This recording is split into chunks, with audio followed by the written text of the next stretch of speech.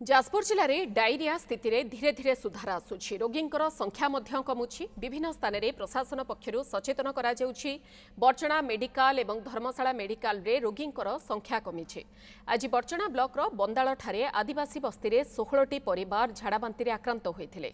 जाजपुर अतिरिक्त जिलापाल बर्चणा बीडीओ एवं अन्य प्रशासनिक अधिकारी माने पहुंची आज स्थिति परखिथिले। सेमाने व्यवहृत जल उत्स नलकूपकू बंद करा जाइथिला कुहा जाइछि।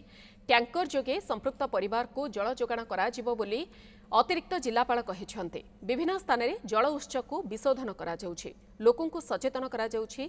डायरिया स्थिति संपूर्ण नियंत्रण थिबा कहिछन्ते अतिरिक्त जिलापाल।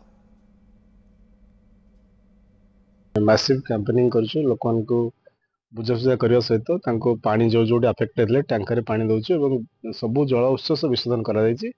प्लस एमान को आमे वर्तमान गोटे प्रिवेंटिव डोज दउछु। काले जो घर रे हेतिला अफेक्टेड तांको परिवार रे आ काहू न हो बोली प्रिवेंटिव डोज दिया जाउछु।